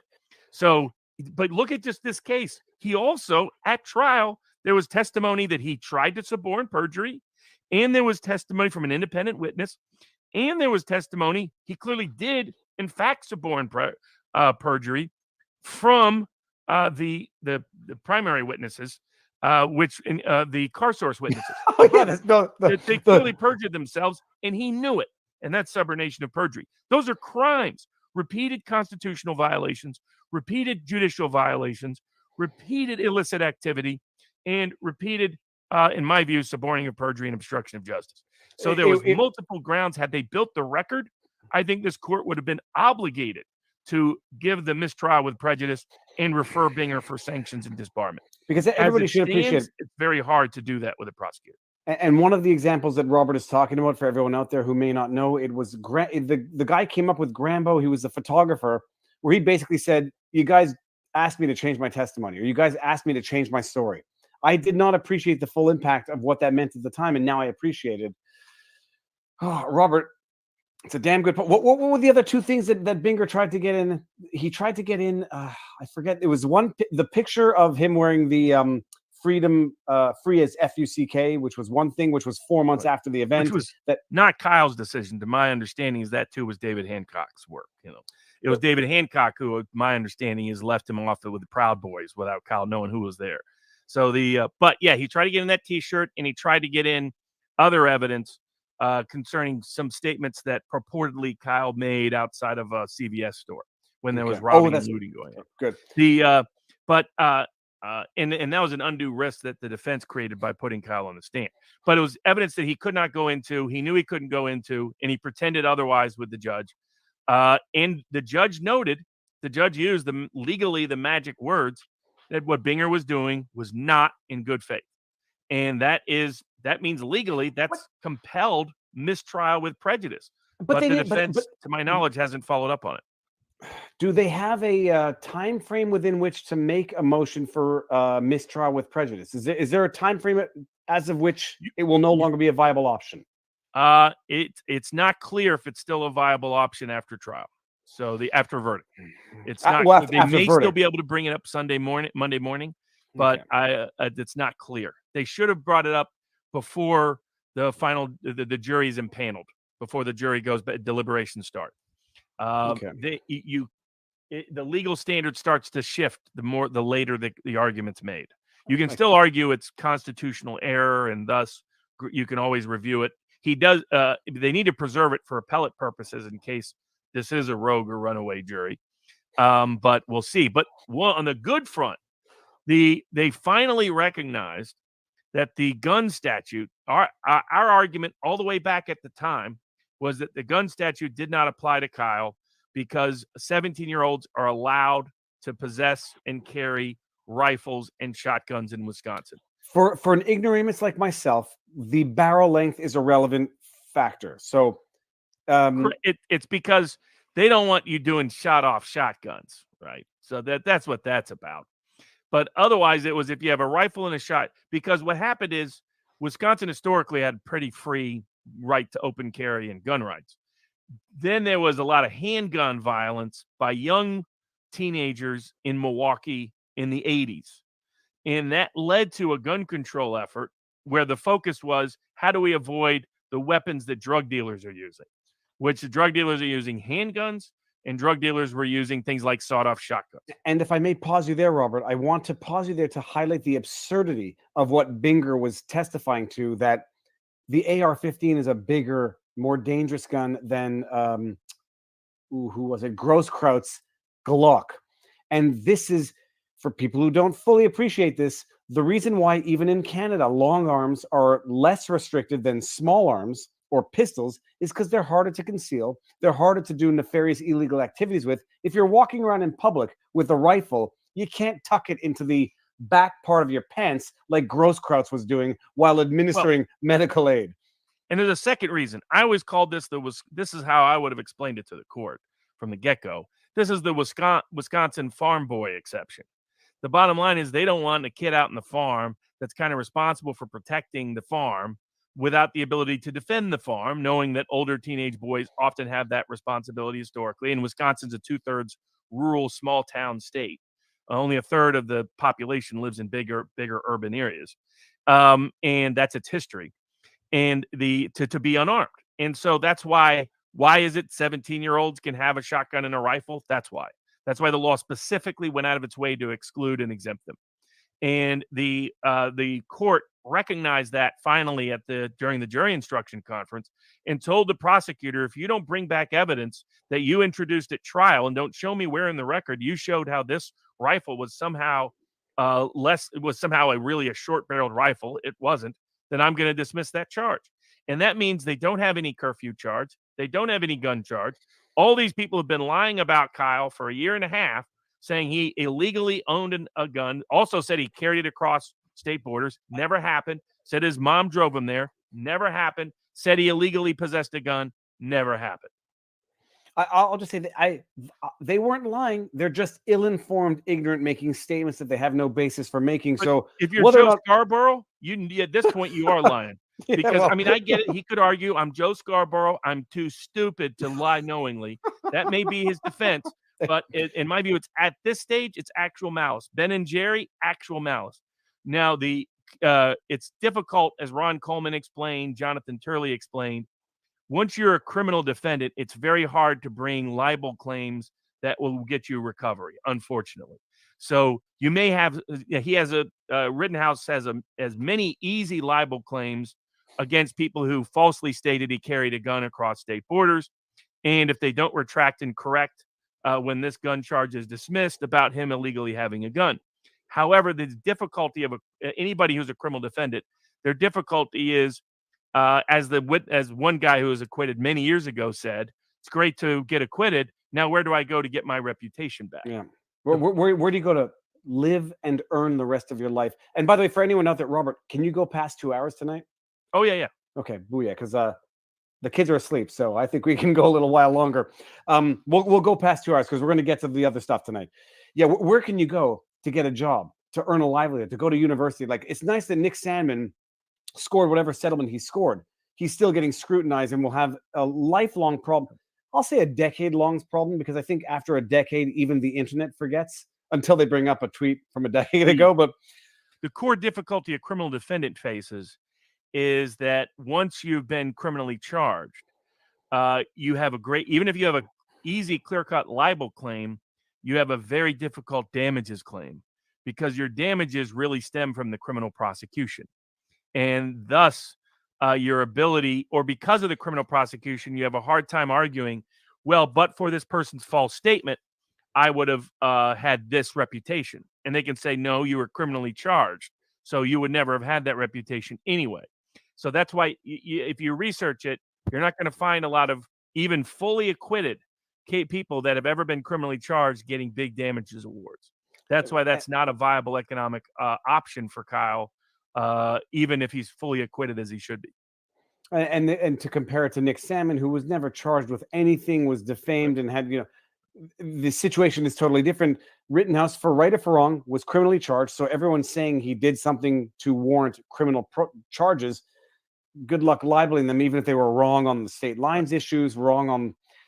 Hold on, did I miss a big super chat? Binger. Oh no, I got that one before. Daniel from 5'2" Woman. So you're predicting that the gun charge gets dropped, state lines issues dropped, and then what impact is that going to have on closing arguments deliberation? It hurts little Binger's ability to argue the unlawful part of provocation. So I think he was originally going to argue, he was going to throw in the driver's license and some other stuff, but that's not really pertinent. He was going to argue the curfew violation and unlawful possession of the gun, to argue that's the unlawful conduct that meets that element of provocation. Now that's gone.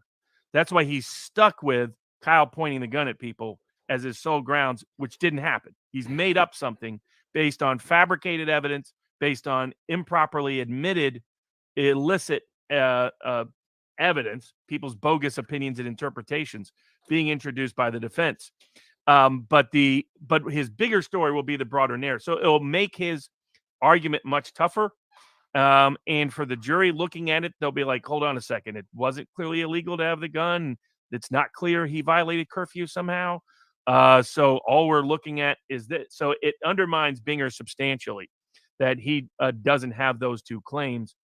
It doesn't change some of the aspects of what he's really pitching as a political narrative. And that's why the case is closing argument will have a disparate impact potentially on this jury, because what closing argument really is you're giving ammunition, if you will, for your side. You're giving factual and legal arguments for the people that are with you to argue in the jury room to the people that are undecided or against you. Unfortunately, I believe Richards will be giving the defense closing argument. I was going to ask you, characters and you may have some insider information. You think Richards is going to do it over Charfizi? Almost guaranteed. Okay. So I think, maybe Richards will prove me wrong, and I hope he does. I hope he gives a fantastic closing argument. I hope he goes out and has Kyle gets completely acquitted, and he goes out and has cocktails and says, "Screw you, Barnes." More than thrilled if that's the outcome, because it involves Kyle being acquitted. I'm not overly optimistic, unfortunately, based on performance to date, that will occur. No, and also, but we can always pray. Well, even if it happens, it doesn't necessarily happen because of what was done. It might happen despite what was done, and which is a very impossible thing to ever measure because we don't know that which was never done. Robert, one of my questions: what does a prosecutor like Binger get by way of salary? Do we know? Is it public? It varies. Yes, it's public. It depends on the state and the government, depending on the years of experience. It goes from anywhere as low in some states as 65,000 to up to 200,000 in some jurisdictions. So it's a wide range. I would guess somewhere between 80 and 120, but I don't know for sure. Okay, and he's not allowed. Interesting reputation in many circles. So but that's another story for another day. So, I don't want anything that's not public, Robert. The only issue is, so it's not a 500. It's like 250, 200 max, give or take. They're not allowed taking remuneration or income from other secondary sources, I presume? For the most part, yes. Okay. I mean, they can have investments, things like that. And it depends also. In Tennessee, for a while, you could be both a judge and be private counsel, which was insane. So, I mean, it depends on the jurisdiction as to what conflicts are limited and which ones are not. And Little Binger might have some, but that's, again, another story for another day. So hopefully, otherwise, it's really what I said at the beginning, that this is a jury case. You get people who presume Kyle innocent. Kyle gets acquitted of all charges, period. You get people on there who think otherwise, and you have a mistrial risk. You have now, because of all the lesser includeds, a higher risk than normal of a split verdict. But we'll see. We're not doing the story, people. We might do that. So Robert might do that down the road. I don't like breaking private information. I just like analyzing public. So salary's not that much, Robert, but for a cynical, red-pilled, border black-pilled individual like myself, who now says maybe Binger is buying his future into, six-figure speaking fees later on, what this trial was like, getting on CNN and the like. How much does the future promise of remuneration potentially impact the present day conduct, like, certain politicians, ex-presidents who do certain things with the expectation that even if it's not remunerated then, it will be in the future? Well, I mean, he's definitely earned affection from large parts of the political left, who, now the hardcore left thinks that because the facts were so bad, they assume Binger's secretly throwing the case. So that's what the hard left thinks. But your sort of conventional liberal, he's earned a lot of affection from, and political validation from, and public attention from. So it's not clear he will politically suffer as a result of this case, no matter the outcome. He's created the perception that the judge was against him and things of that nature. And so consequently, even a full acquittals won't likely do him much political harm. Now, I've made clear I'm no longer part of Kyle's case, so consequently, I'm free to do what I want to do, and I'm going to be dealing with Binger after this case, and hoping that there will be some consequences to his misconduct, and taking a lead on that myself as just an independent objective. He's below Tyson Foods, but not below Tyson Foods at people who need some comeuppance. Never forgive, never forget, hold the line. Robert, I said I was going to try to do a new shirt. It's been a month. I've been trying to do a new shirt, not for lack of will, just for lack of time. One question I had. Sorry. Gage Grosskreutz goes on mainstream media outlets while the trial is pending to rectify his devastating testimony that he gave under oath during the trial, which is still ongoing. Is that not material for a mistrial? No, because the jury has been directly instructed not to watch or read or review anything related to the trial. So and he as a witness is free to do it. The prosecution probably asked him to avoid media appearances until after he testified, but there's no limitation on a witness appearing on the media at all in any respects during a trial. The only risk is if it could be used against him if it's said before he testifies.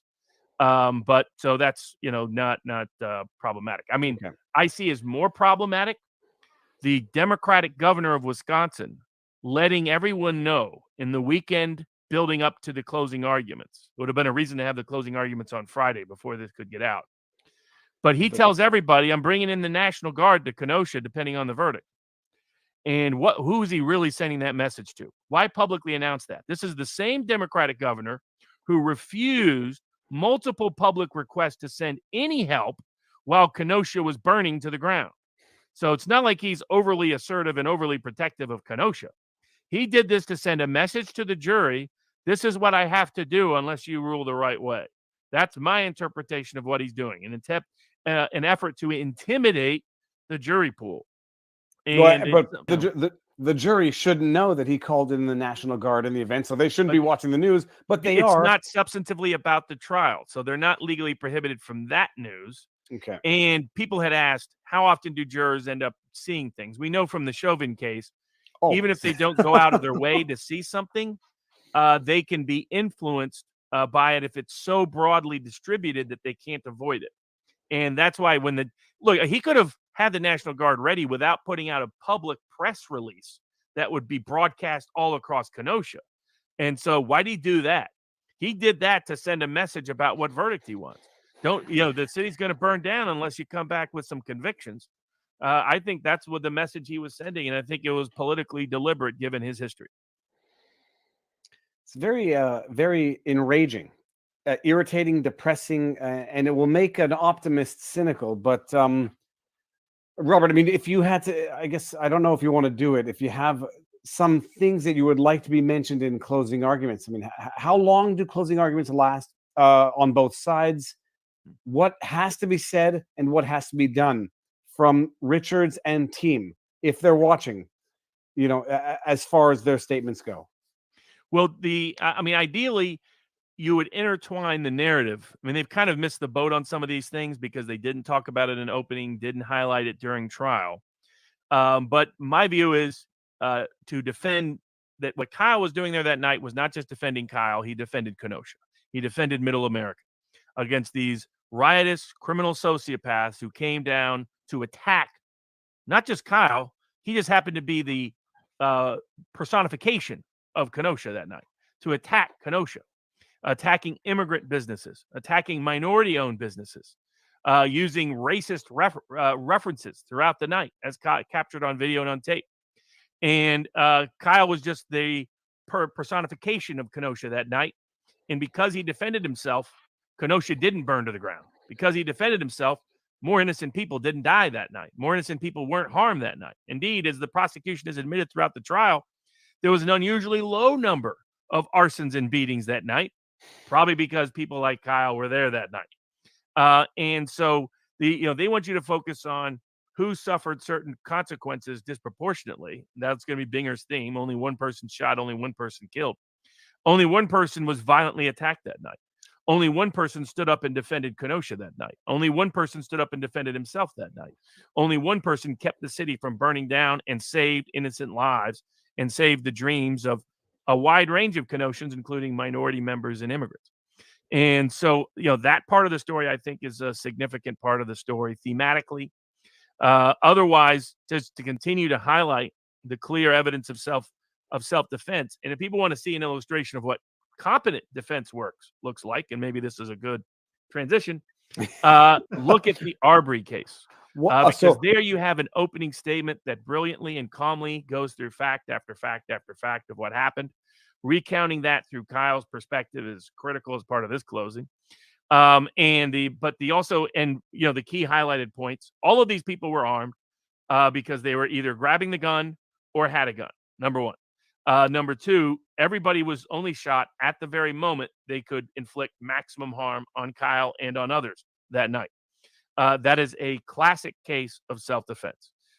You're supposed to look at this through the eyes of a 17-year-old kid trying to defend his community. If somebody was grabbing your gun, saying F you, and had been telling you all night long, if I get you alone, I will kill you. if they had just tried to bash you over the head twice with a skateboard, a heavy, huge piece of metal that will kill and has killed, and then is trying to grab your gun and only at that point defend yourself. And the third person, you also don't shoot when their hands are up, and only when, as they admitted on the stand, with the best moment by the defense throughout the trial by Corey, when the gun is pulled and pointed right at your head. If this isn't self-defense, we don't have self-defense. Yeah, but And so that that has to be part of the and make this part of the bigger, broader cause of self-defense, the bigger, broader thematic cause of Kyle. Highlight those parts of the jury instructions that make that clear, that you have to look at it through the defense perspective, the defendant's perspective at the time, not with 2020 hindsight, not second guessing what he could do, when he could do, how he could do. And that would be the hopefully the way they do it. So we'll see. Hopefully, there will be a sleazy, slimy, schwarmy presentation by Binger. Be ready to rebut some of their critical points, particularly the look into a blob and imagine what you want to see. That's not how we convict people of intentional homicide in America, because it didn't happen. Show them the video that shows it didn't happen to rebut that core point, and then otherwise, present the case as it has been, as the best evidence has developed.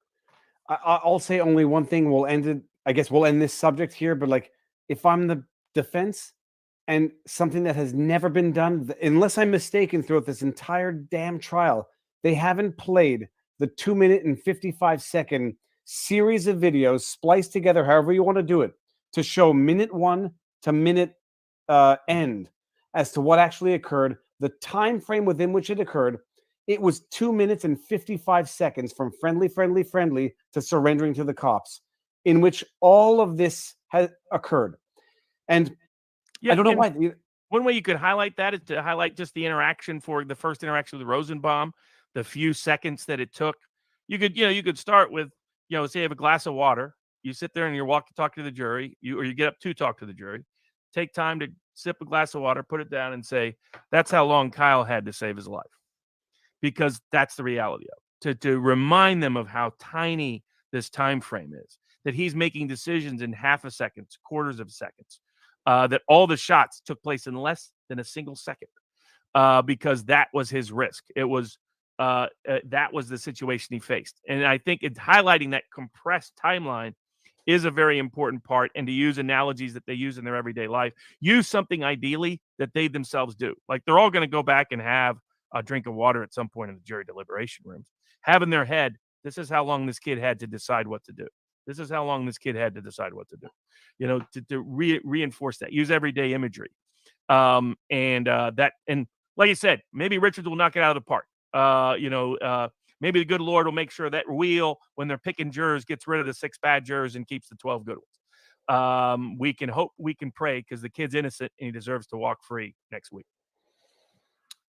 Okay, look, I mean, let's just, unless we miss something massive for tomorrow, let's just leave it there. Maybe we get something tomorrow. Oh, sorry, go ahead. I'll say I think we're both going to be on Rekida's live stream. Dude, and I'll try to restrain myself. I told people if I'd been there, I probably would have needed a lawyer for my own self-defense, because it would have been erratic. It would have been between Binger and Richards and Binger and Richards. I might have needed self-defense against both, because I would have been in an irritable state of mind, as I have been throughout the trial, frankly, watching things happen that didn't need to happen, watching risk occur that didn't need to occur. So, but yeah, we'll be on there tomorrow, the Rekida's live stream, at different points, giving feedback as to the closing. Can you imagine, by the way, the biggest problem that we have now is that there's only room for 10 video, like there's only room for 10 screens on StreamYard. This is how amazingly massive this entire, call it a movement for lack of a better word, because it will exist after Rittenhouse. YouTube law. We now have too many lawyers to be on one screen at the same time on Rekida law. And you know what? This will be a short segue. When is Don Lemon's trial coming up? It is currently scheduled as a bench trial for January 3rd. I'm arguing it should be a jury trial. That's up to the court's concern. They've brought a sanctions motion that I think is ill-founded. The only person who I believe is hiding evidence and doing other illicit things is Don Lemon. I'll give you. By the way, that's a good always confession through projection. I do apply that all the time in the law. So if I have a lawyer or a defendant making arguments that make no sense about my client, I tend to sit there and say, I wonder if they're confessing what they've been up to. And if that confession through projection applies, it suggests Donnie Boy's been up to some very bad things. And we may be able to prove that come trial time. If he gets up on the stand and perjures himself, as I think Don Lemon likely will at this trial, he should be prepared for that perjury to be publicly exposed. So this trial, in theory, will be publicly broadcast as well. No. Federal court, they don't allow any public broadcasting. Son of a gun. Well, okay, well, we'll find another one to cover, but I'll be covering that daily. I guess it won't be live streaming, but it'll be probably a day or two trial, pretty short, because it's pretty clear what Lemon did. Lemon will try to pretend he didn't do it, and we'll see what the it's a New York jury. If it's a jury trial, or it's a bench trial if the court decides to go that route based on what my predecessor counsels did or didn't do. But we'll see. And so Dustin, he did 2 interviews with Megyn Kelly. I sat in on one of them. And he's been very open, very straightforward, admitted where, you would have liked to have done some things differently, but he doesn't care about the money. He solely wants Don. In fact, what I publicly put out there, still out there, is if Don Lemon will admit and apologize, I'll dismiss the case with prejudice without a penny, nickel, dime, or dollar getting Robert, paid. these are the offers that will never be accepted because they would be too damning. They would be more damning of an offer to accept than being ordered to pay $5 million in damages, because at least you fought, and at least you can maintain. It's all about money. It's not about money. Why is my client willing and has authorized me to accept a settlement that doesn't pay him a penny? It's because it's about Don Lemon misusing and abusing his power, and he needs to confess that he did so and apologize for doing so, and the case will end. We're here because he refuses to do so, because he continues to lie about what he was up to, and I believe hid evidence, and has done some other very questionable things that I believe I'll be able to prove by time of trial. So I guess I won't be live streaming that trial, but I will definitely be covering it in real time, because it's one that I have been following since before I knew you were involved in it, and therefore I will be continuing to follow it. But Robert, okay, one that we've been talking about for a while now, that not directly related to this, but Steve Bannon at large.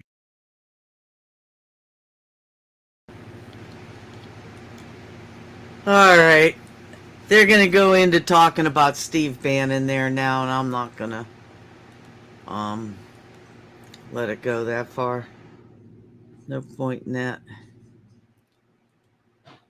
I'm going to wrap this up. I found this song I want to play. It's called Truth Be Told by Matthew West. I never heard it before, but I've had the word truth in my mind a lot throughout this trial, for it to prevail, because the truth is not something everybody just has for themselves, but it is an independent, objective matter of fact.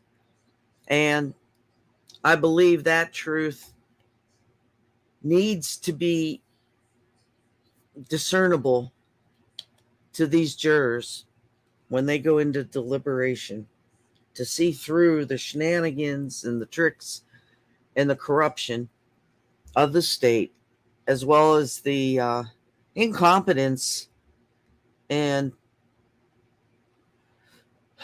unfortunate presentation of the defense counsel. I'm disappointed. It's not like it's real bad, but it just isn't real good either.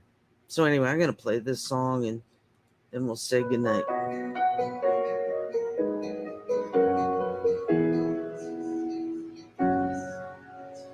Line number 1, you're supposed to have it all together. And when they ask how you doing, you smile and tell them never better. Line number 2, everybody's life is perfect except yours. So keep your messes and your wounds and your secrets safe with you behind closed doors.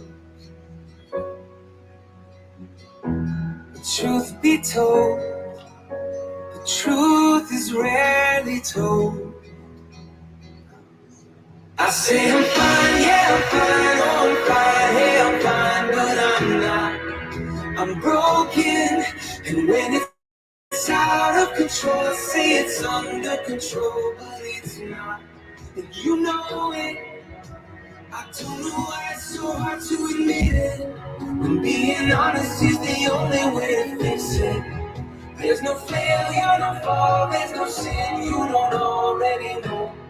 So let the truth be told.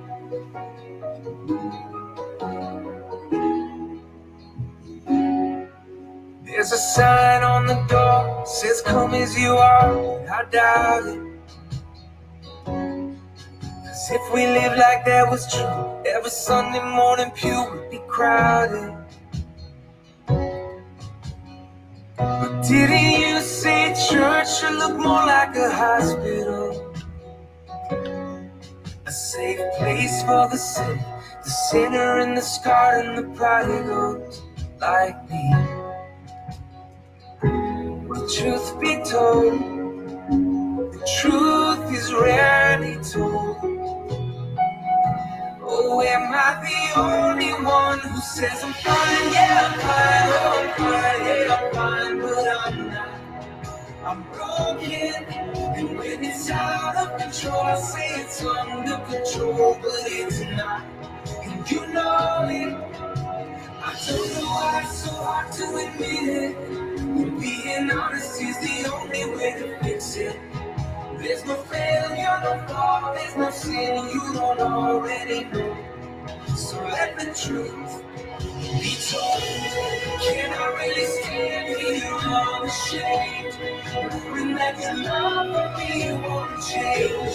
Oh God, if that's really true, then let the truth be told. I say I'm fine, yeah, I'm fine, oh, I'm fine, hey, I'm fine, but I'm not. I'm broken, and when it's out of control, I say it's under control, but it's not. And you know it. I don't know why it's so hard to admit it, but being honest is the only way to fix it. There's no failure, no fall, there's no sin you don't already know. Yeah, I know. There's no failure, no fall, there's no sin you don't already know. So let the truth be told. Well, I like that song. You know, Kyle is on my heart tonight. Tomorrow is the big day. And it's as if he's facing life and death for a second time here. He's so young. And his heart was in the right place. And his mind wasn't quite in the right place. Had it been, he wouldn't have even been there. That's how I feel about it. But I can understand why he went. He had mixed ideas. He never went there intending to kill anybody. I think, if anything, he was just proud that he had a gun that he felt legal to carry. And he felt he knew enough medical techniques from his previous experience training to be able to maybe assist a few people. But, you know, it was brought out in the trial that he said he was going to be famous. And what 17-year-old boy that, you know, wouldn't want to be famous? And I think in the whole picture, you look at the fact that his mom and dad were divorced. It was about a 28-mile drive between their homes from one state to another. None of us know what went down when the divorce happened and where Kyle ended up spending most of his time, but that was back, I think, in 2014. So that's 7 years. It totally makes sense that he felt Kenosha was his community too. He probably spent a lot of time there with his dad to feel that way. So anyway, I just hope everything comes out so the truth and justice are on top. Thanks a lot, everyone. Thank you, Matt, Truth Seeker, Angela.